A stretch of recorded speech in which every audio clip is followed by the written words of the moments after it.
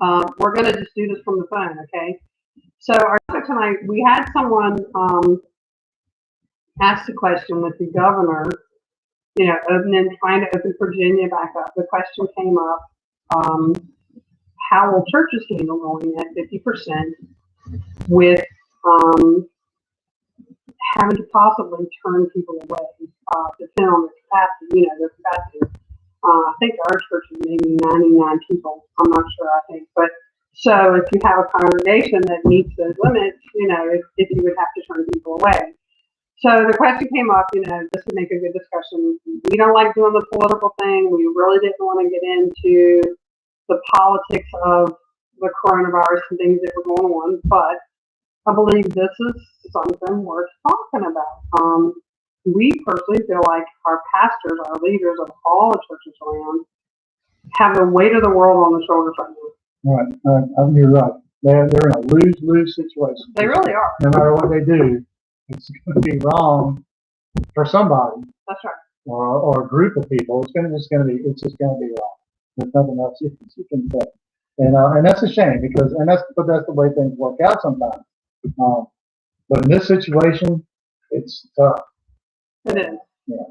It's a hard one. And one of the questions that was brought up, a friend of mine asked the question. He said, okay, so how are we going to handle this if we can go back 50% and you're cut off 50 people, and someone else comes to the door, they're number 51 or number 52, and you can't let them in because then you're going over the rules and regulations. What do you do? That's a hard question to ask, and I don't know if there's a right answer. Because you don't want to turn anybody away, and a lot of people are anxious and ready to get back to church. Right, because as followers of Christ, as a church body, we're the inclusive crowd. That's right. We include people as we don't like to exclude people. Right. We don't like to keep people out because a lot of times that person that will show up is the person that needs something the most, and I would hate for them to be turned away. The bad thing is just like a coin. There's two sides to it. That's right. Coin. That's right. Heads and tails. Yeah. Whatever he wants to be. And right now, you're kind of hoping that it could be both heads on both sides of the coin, where everything would fit for everybody, but it's just not going to do that. Mm-hmm. And what a lot of people are saying is, until they can be all inclusive and have all the programs and stuff, that they're not wanting to open the church, right. the church building for the body to attend, and what they're and so different churches have different things they've got going on. They're like trying to phase things in, waiting to have just a big grand reopening kind of thing. That might not be right for some churches. It might be right for other churches. There's a lot to consider in doing any of that, and I think anybody that's doing phasing is doing the best they can, and that's a smart approach. For the fact that they're looking at what the needs are, how to meet the needs of everyone in the congregation. We've seen a lot of things out there. Hey, Diane. Hey, Donna. Other folks chiming in here. But I think doing the phasing is a good process because you can look at it and kind of see what we need to remember and stay abreast of is what the governor's going to bring each day. Each time he comes forward to make a new announcement. Right now, Northern Virginia is worse than everywhere else in Virginia. Their numbers are 25. They're at 25%. They're pretty awful. Where we're around 10%, which is great. So they actually put a new. He signed the executive order today, 61, saying that Northern Virginia would not be able to go back. They won't open up until May the 28th and 29th. So it's at the end of the month because of that. So we will have to keep in mind that we're going to have to watch what the governor says because things could change on a daily basis. So as we reach this point, I hate the new norm thing. Yeah. The new normal thing, but we kind of reached the point right now where you don't really plan a month ahead or a year ahead. Right now, it's almost day to day, week to week. day to day and week to week. That's kind of where we're at, and that's with all aspects of life, not just churches or businesses or anything like that. Yeah. And that kind of brings us up to, well, kind of what we talked about last week was how people, all these conspiracy theories are running around. That's how damaging that is to followers of Christ. And the church is a body, because it promotes disunity, Right. instead of promoting unity. Exactly. So it kind of separates the church, not even to two groups, but even more groups than Right. that. Whereas if we operate as the Bible has us operate, in love, Right. and understanding, and knowledge, patience, it's all things like that. I think it makes things a little smoother. Right. Right Absolutely. now, with all the conspiracy stuff running around, and then on top of that, we've all seen the posts. I follow social media a lot. I know you do too, and we all see the posts with the constitutionalist people. Believe me, I'm all for the Constitution. I'm a constitutionalist also, but the Constitution does also give us the right to use common sense. That's right. Our God-given right Yeah. to use our common sense, Exactly. not just exercise a right because you can. Exactly. Exactly.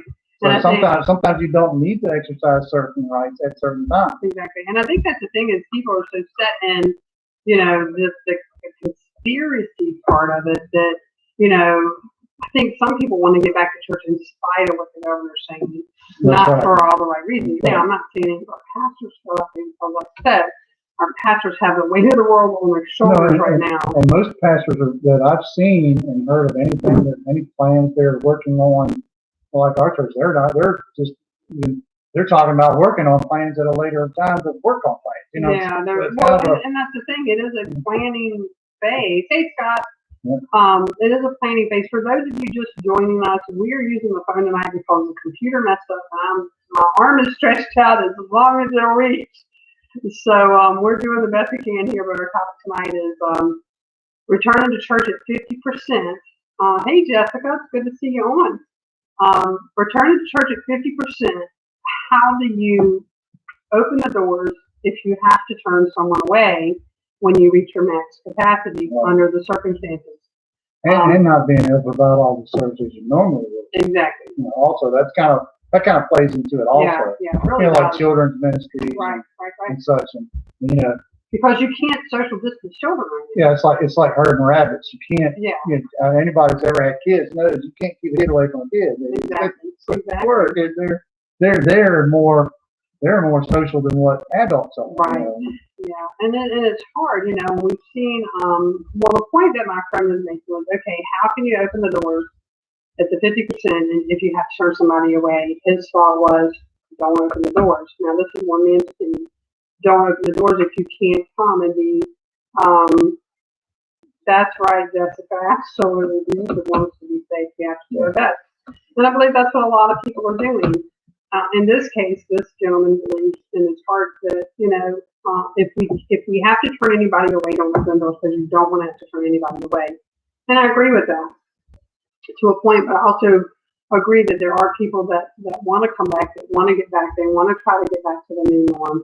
But there's a lot of things that have to be put into place before that can happen. We've watched a lot of pastors on Facebook the past couple of days and what they're doing and routes that they're taking and things that they need to do. Even talking with our pastor, and the decisions that he has to make and putting things in place. The first most important thing that all pastors need to consider is there's added expenses now. Yes. Major added expenses, because if you don't have face masks, you don't have gloves, you don't have hand sanitizers, you don't have the cleaners to do what you got to do, you can't open your facility up. So all of these are part of keeping people safe. So, and what the governor is saying is that you don't have to go back to church to recommend that people stay home. And prayerfully, most pastors, I know our church is still going to keep the online services going, whatever the decision ends up being when they come to a conclusion, but they're still going to do online. And I believe as a whole right now, hey Trudy, hey George, online services is reaching more people than ever before. and as a ministry, um, that's a huge deal. Um, Yeah, it's kind of surpassing the old evangelical, knocking on people's doors kind of stuff. yeah. Jessica says that people shouldn't tithe and relax if they're still working. But Jessica, and I agree with you there. But I also gotta say, thanks, thanks for the comment on the shirt. I got a new fender today, so I got to wear my shirt. So, my thought is with tithing, even if those of us or those folks who have been less fortunate and have lost income, we still need to try to be as faithful as possible and tithe on that, whatever our income is, because God is still going to bless us. That's right. He's not going to let us go without if we're being faithful. So we definitely want to stay faithful, and we want to stay faithful to church. Another point. I don't want to turn this into a tithing sermon. Right. But it came up, But it did come up. But what I'm getting ready to say is, I agree with exactly with what you're saying, because we've done it and we know that it works. That's right. We've been down to where we've been when we had nothing. We didn't have 2 nickels to rub together. Exactly. I can remember a time when we lost everything. Someone put gas in our tank, like literally put gas in our tank, and we scraped change together to tithe on that gas money. Yep. You remember? But and we just have to stay faithful. It got to not really to get game, but it got to something to where we look forward to being able to do that. We got to look forward to being able to tithe and do our part for God's kingdom in the storehouse. But also it got to be like, well, man, look what we got today. Right. Look what God provided for us today. And it seemed like every time we were down and out and it looked like we didn't know which way we were going, boom, there was an answered prayer. God was blessing us. He always made a way when there seemed to be no way. Yes, right. So make sure you tithe to your local church, folks, because it comes back in spades. It really does. You got to tithe to a storehouse. And but also, when we were talking about, is there some added expense also, like I said, not just monetarily, but with helpers and workers and just the physical aspects of everything. Yeah, because there's so much that's going to go back into it that now. Word just escaped my brain. Whatever word it was I was thinking of. But anyway, the physical aspect of it. That's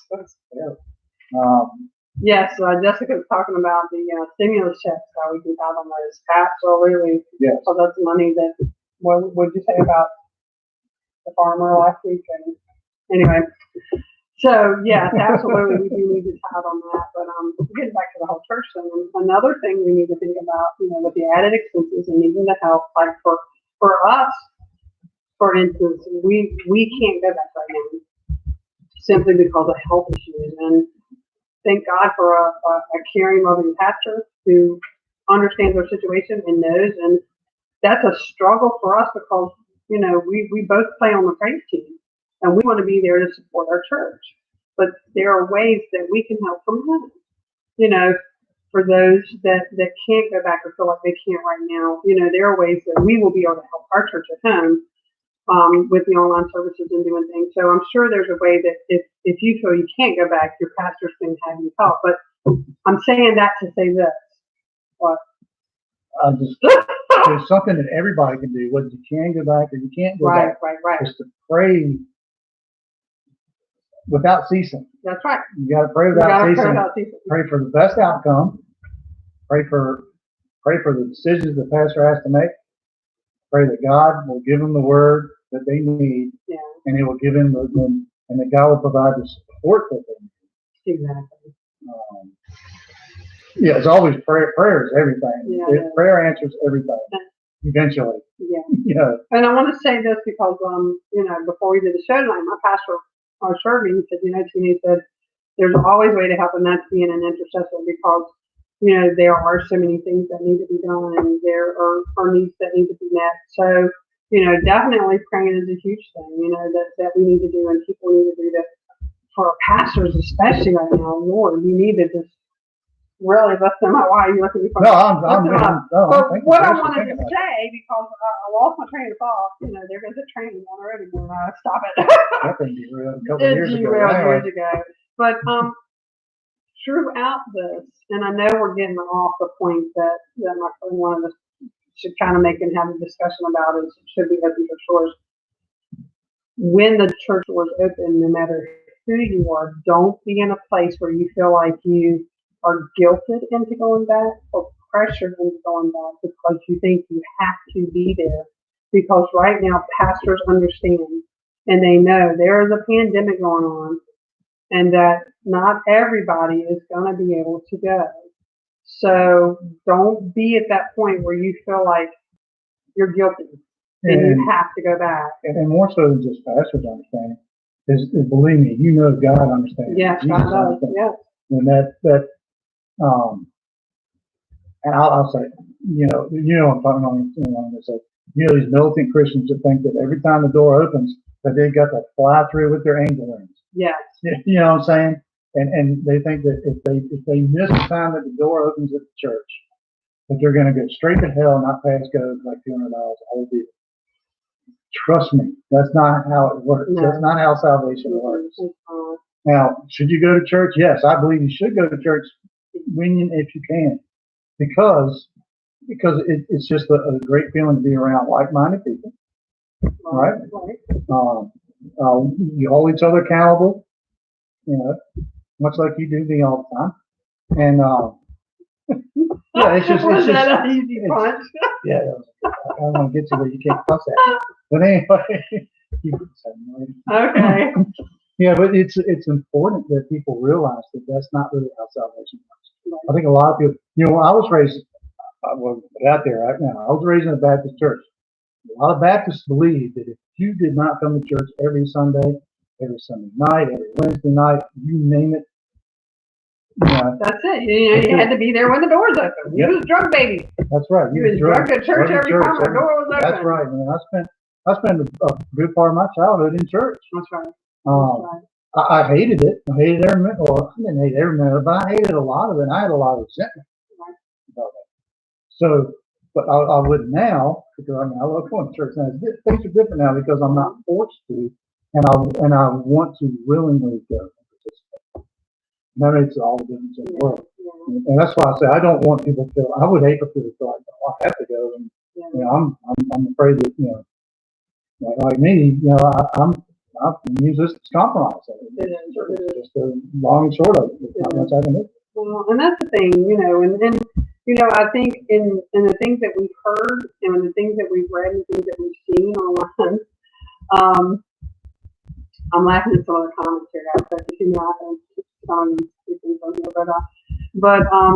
we're pastors are really stepping out and they're having to step out to make things work for the time that they get to open and what they have to do. And I know there's a lot of meetings going on now and a lot of things. I've seen some comments online what other people are doing. I saw one church is going to be taking temperatures. I got my thoughts about that one way or another. That could be good and that could be bad. There again, it's the close contact. Another church made the comment that they're going to have a 55 and over service for people that are older, for senior citizens and are on 2 services. That's a good thought too. Someone mentioned doing alphabets. Do part of the alphabet during one service and part of the alphabet during another service so that everybody can come. I had a thought on that. Yeah. Remember I told you, I grew up Baptist. Right. At the Baptist church, the First Baptist Church in Oklahoma, Virginia. Anybody knows anything about that church? There was a crazy dude worked with the kids. He was just as crazy as he could be. His name was George Rickman. He was the most awesome man you ever want in your life. Right. He loved kids, and kids loved him. But to get into his stuff, you had to know Bible, you had to know Scripture. Oh, wow. And so you want to come in, you got to recite a Scripture to him. Right. You couldn't keep saying like Jesus wept, every time you came in, you couldn't do that. No, he made you. So is that a suggestion? I was thinking about that earlier today. That's why I got a big chuckle. I was kind of thinking about George Rickman because, man, he was something else. But he was always, what I'm saying is, he was very creative in what he did. And that's to get people involved and And I mean, boy, if he was still alive, maybe he probably had suggestions. What was his wife? Someone asked me. Helen? Helen. Yeah. Helen. Yeah, Helen Whitman, yes. Yeah. So yeah, we are having to get creative, and Jessica put on here that they are doing the laser thermometers, and that's what Rick had recommended earlier, the one that you can point and shoot. Yeah. You point at somebody and takes Yeah, the they go temperature. up like 10 or 20 feet That way away. you're not getting close, you're not having to continually watch the thermometers or whatever, if you're going to go that route. They just don't point in their eyes because it's dangerous. Yeah, definitely don't point it in their eyes. I think Jessica knows because it's a small world. Yeah. Some of the other thoughts, people said run 2 services. One group said that that they were going to have people call in before they come to church to make sure that that there was actually enough room, enough seating for people to come. Hey, Ray joined us. You making hearts and check marks? I'm not. People are making stuff themselves. That means they like it. That's cool. Cool. I like it better on paper. We can see that stuff. Yeah, But, the computer's so much nicer. You don't have to hold the phone. Yeah. I know your arm's probably. It's on the coffee cup here, but anyway, so another way that people said they were going to try to, one of the ways to do this where people could be able to come to church and not get turned away was to do a login system, like you would call it ahead of time before you came. Oh, that's right. Yeah, to let someone know, hey, I'm coming, I want to make sure there's enough room. Then another lady said, well, if our church was overfull, then the regular members could leave so that new people could come in. And the thing is, this particular person, they had 500 people on the roll, but on an average, 100 people showed at the church. And her thought was, well, we're not going to get half of our capacity show up because they don't typically come. No one knows what this virus has done to people's thinking and what their thoughts are. And you don't know how many people are going to want to knock the doors of the church down to get closer to Jesus. I'm hoping it's going to be a flood. And that's what I'm thinking too. So there's so many things to consider, and then those are the ones you don't want to turn away. You know what I'm saying? I know exactly what you're saying. You don't want to turn those folks away, especially it's like the song. We were talking about this today, and you had a profound thought. I'll let you share it about reckless love. Yeah, because the song Reckless Love talks about leaving the 99 and going after the one. Yeah. It just so happens that our seating capacity in our sanctuary is 99. So it might be that one, although I know the seating capacity changes that, but if we were at full seating capacity, it might be that one that really needs to be sought after and chased and let in. But I know that wouldn't work. I'm just Well, it was profound to me, to think that. But in seriousness and talking about all this, all I can say is that, we're prayerful that pastors that are having to make these decisions right now are just covered in prayer because they've got huge decisions to make. And no matter what they decide, they're going to be wrong. Exactly. Either way, they are wrong. They're wrong somebody's eyes before they get started, because someone's not going to agree with their decision. And prayerfully, it's not going to bring, it's not going to break the body of the church down. The unity is not going to go away, right? Because that's another thing. But on another hand, the online services has opened all new doors for people to seek God. That's right, doors for people that won't go in. That have been hurt in church before, or never really been asked, hey, do you want to go to church? Because lots of people just don't do that anymore. I'm guilty of that also. Yeah. I'm going to admit it right now. I'm guilty of that. And also, people that are not lazy, but they just don't want to get up and go through the aggravation of getting up and going to church. Because they work all week long, they want their weekend off. They had 18 soccer games with your kids Saturday and little birthday parties, whatever. Right. So Sundays they want their Sunday off. Not only that, you've got so many people that have been hurt. That's right. That's what I said. They've been hurt by church and they don't want to go. I didn't hear that, but that's true. Jessica asked what church. We go to Wade Church in Prince George, and they are very open and accepting. So they're a great church. We love our church family. It's a reason why we hate that we can't go back, because we love our church family and we love being a part of that and being able to play and worship and do these things. And I know a lot of people are in that rut right now. But you know, but things might clear up quicker than anybody thinks too. That's what I said. We're on a day-to-day, week-to-week type Yeah. schedule now. Yeah.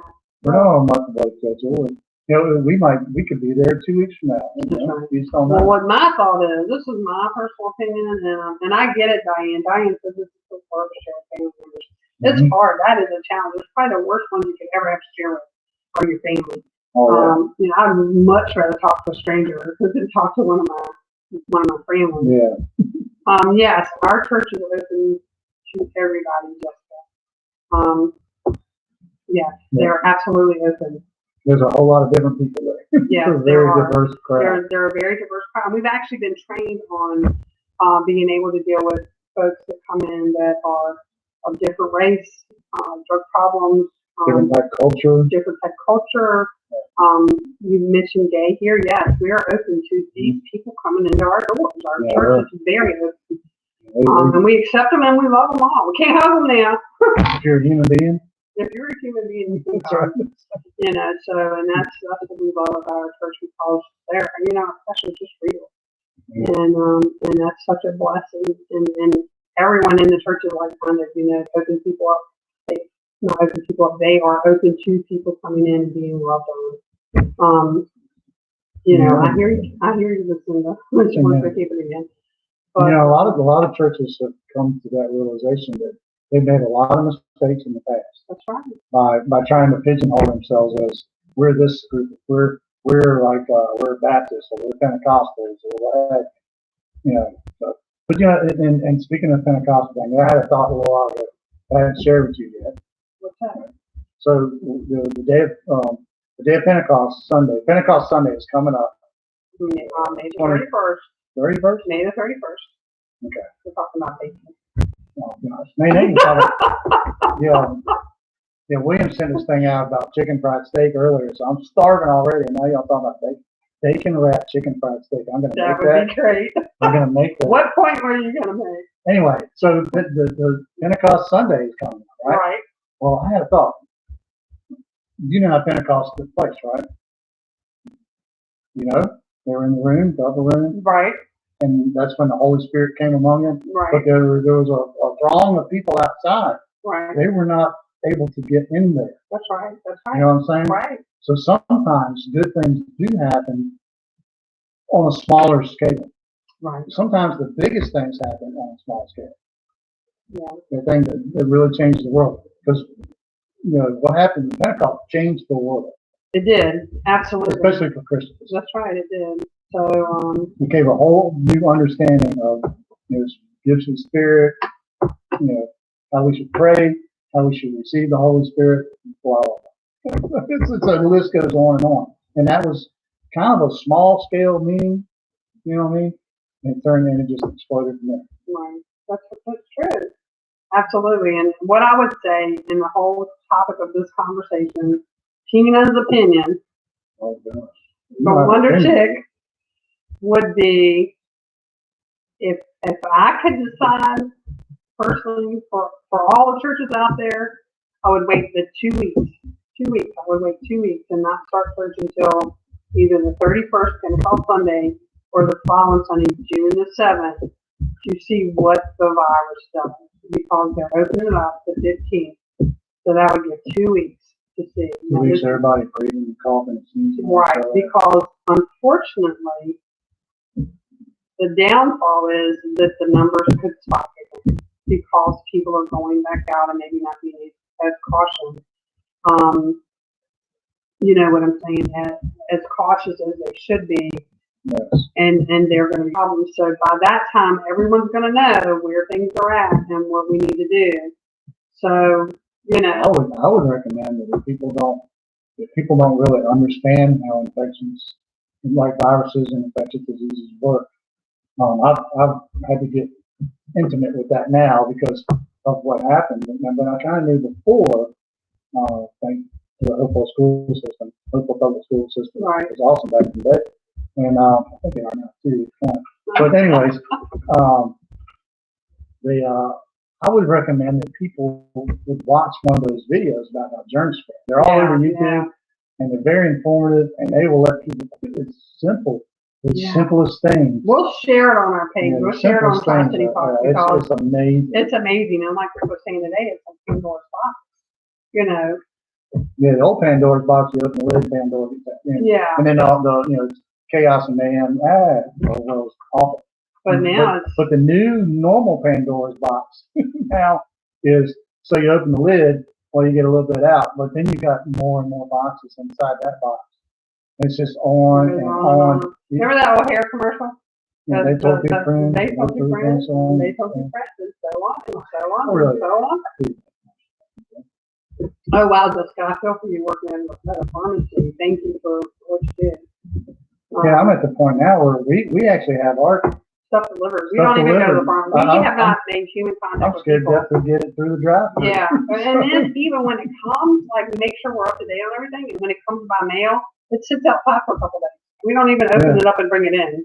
Yeah, we sanitize it and that's it. And then we get like. So anyway, I don't know if we got any answers or got any insight that anybody wanted to hear as far as churches at full capacity. I think there's a lot of opinions out there, and there's a lot of things that people can do. But for the pastors and the decisions they're going to have to make, the best thing we can do is pray for them. That's right. In their decision making, and not buck or fight them on what their decision is, because we don't know how God's dealing with them. That's right. But you have your own discernment. As individuals, God has equipped us with discernment to know what we should or shouldn't do. And if you don't feel safe, stepping out and going. It's in the Constitution. You can do that. You can stay at home or you can go out. That's right. In the Constitution. But anyway, my takeaway from all this is of course the praying. Right? Yeah. Always pray for your pastor. Even pray for your pastor in good times, because you don't know what they're going through. Exactly. Pastors take a lot of abuse. They do. And even us being on the praise team, we come under attack a lot on the praise team. Can you imagine what a pastor? Can you imagine the snares and pitfalls and the gauntlet he has to run? Oh my gosh. These pastors are like supermen. But anyways, always pray for your pastor, even in good times. Even though there are supermen and superwomen, you got to pray for them. But I would say that that either the pastor's going to make the right choice or the wrong choice. That's right. For you individually. So everybody that's in the congregation is going to make either the right choice or the wrong choice. But even so, you need to support your pastor. Them, yeah. Even if you think they're crazy, which our pastor's crazy anyway, most of the time. That's just an everyday thing. Yeah, it has nothing to do with coronavirus. But he's an awful fun guy. But anyway, they've got a lot of decisions to make and a lot to face. But just know that the decisions they're making is out of love. But please support them. Whether you support them at church or at the church building, or support them at home. You can do church wherever, whatever is best for you. Well, and that's the thing. And right now, we don't want to be that negative Nancy or Nancy or whatever. And the pastor decides, okay, this is what we're going to do. And then you want to just make it 10 times harder on them because you don't agree with what they're doing. Right now, I just can't say it enough. They've got the weight of the world on their shoulders. It's going to be hard for pastors to decide what they're going to do when they're open and the steps they're going to go through to do it. So, and also remember too that the congregation there's always some people in the congregation that you disagree with, but you can agree to disagree with somebody and still love them. That's right. And not and just stay unified. So even if you disagree with them, you can still have unity when you disagree with somebody. That's right. And that's what we need now more than ever. Thank you, Carly. We love you guys. Hey, Jason, it's good to see you on. For those of you just coming on, my computer broke tonight. We had a hot topic. It didn't want to work, so my arm has been stretched out now for 30 minutes. That's one less arm you can swing at me. Well, with all that being said, like I said, I don't know if we really got to the point that the question was asked, but I would say the best thing we can do right now with churches open at 50% capacity is support our pastors. Pray for our pastors and our leaders And the volunteers, this is a new opportunity for people to volunteer. That's right. That's right. For our bench sitters to get off the bench. They need a lot of help. They do need a lot of help. Yep. So, But something else too, that we can take away from this is, if people do have thoughts, because we kind of sprung this on the show tonight. We weren't. We didn't really come up with say what we. But if people have thoughts or comments or ideas that they want to share just to get out there, no matter how good you think it is or bad you think it is, whatever, post it, because there's no wrong. In this situation, no wrong answer. There's not. And the cool thing about that is because we've never faced anything like that. I mean, I keep hearing everybody talk about, well, they had the World War One and the Spanish flu and World War Two and all that other stuff. Yeah, I wasn't there. I don't know what happened then. That's right. So the people that are walking the earth right now, well, maybe World War II and stuff, but I'm talking about, back around 1900 and all. It's just, things are a lot different now. Yeah. And it was almost overnight. We went from, hey, let's go to Taco Bell or Taco Bell. No, but anyway, let's go to Taco Bell and to man, this is the worst Twilight Zone episode ever. Yeah, this is an awful Twilight Zone episode. And I want it to stop. Well, I want to go back on what you said about posting the questions or your comments, okay? Right, because it's important. Because I'm going to tell you, I know for a fact that our pastor has been questioning everybody to get everyone's thoughts and everybody's input, and he's checking with other pastors and other, people that are having to make these decisions, and your input helps them. There may be something they didn't think about. Heck, I never thought of having a service for 55 years and older. Yeah, and that would include the people that are compromised. So everything is important, So post your thoughts and put it out there, and most importantly, watch the governor. I mean, he's coming on Monday, Wednesdays, and Fridays now, and see what's going on and watch the numbers, because the numbers haven't come down yet, guys. They're still going up, and the virus is still full force out there. So just be careful whatever you do. Well, and I'd like to say, if we get some comments, questions, or whatever, we can touch on this again on Friday's show. Yeah. Since we did spring it tonight, we can prepare everybody a little better for Friday. Plus, we'll do some more fun stuff on Friday instead of talking about the Vicky stuff. Just as an or whatever. Well, it's been almost an hour, and my arm is killing me for holding this phone out like this because, I wasn't planning on doing. Please don't do that. Wasn't planning on doing that. Hey, Brett, you joined us. But hope you guys were okay with the topic tonight. We don't want to do this all the time. No, we want to have fun. We want to have a good time. We want to enjoy the show and it's fun. Yeah, but please make comments, ask questions, do whatever, and we'll touch on it again a little bit on Friday, along with some fun stuff. Are you reading? Yes. Trudy says, I believe you can see that now. Everyone is being tested. Yes, people are definitely being tested. And I believe there's a lot of good, godly work going on right now. I believe there's a lot of people being built up for the kingdom. So, and new people, new believers. I believe God is reaching more people now than ever before through social media and online services. Yeah. That's just my thought and my take on it. But I'm going to tell you what, when we watch services on Sunday, I see all kinds of people in there that I've never seen before. Yeah, so, it is. I'm definitely saying that also.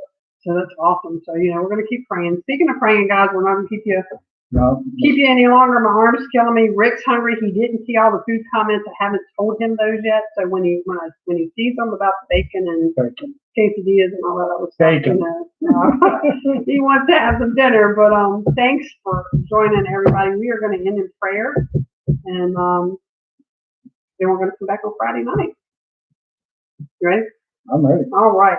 Father, we thank you for this time and for this opportunity, Lord, to just come together and just discuss moving forward with this virus, Lord, and hopefully some ideas and some suggestions that we spoke about tonight will help some of the pastors in the decision making that they have to do. Father, I pray over our pastors, I pray over our leaders, Father, that are having to make huge decisions for their congregation, for their flock.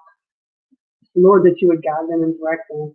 Father, give them insight to what they need to do and help them be able to do what's best um, their flock at hand, Lord. And we just pray for a covering over folks that are going to go back to church, for the volunteers, for our essential workers, for our leaders. Father, we just pray a special covering over them, that you would keep them safe through this, Lord. And I know that you can take this virus out in the blink of an eye. So I'm praying that your perfect will will be done in the situation, God, and that if people are getting saved through this, God, you continue to save folks, that the seeds can be planted for the harvest, Lord, and that we can all come together soon at some point and meet at the body of Christ, Lord, just to worship you and give you glory. But again, be with those who need a touch from you, and just help them in whatever they're dealing with and whatever they're going through. Father, we thank you for this opportunity just to be able to come and minister and just show your love. We give you all the praise and glory and honor and ask it in Jesus' name. Amen. Amen. All right, guys. We love you all. We thank you so much for joining. We do have this on YouTube if you want to watch it again on YouTube. We look kind in 2 parts or 1 part? Actually, it was in 2, but we'll fix it. We look kind of funny coming on the phone. But anyway, we love you guys. Thanks so much for joining us. We hope you all have a wonderful night, and we will see you on Friday. So, Lord willing, in the creek zone, right? Friday at 8 o'clock this time. Friday at 8 o'clock. All right. Good night, y'all. Good night. All right. Sorry about that, YouTube folks. We had some technical difficulties, and anyway, we hope you enjoyed the show, even though we weren't watching and engaging with you all.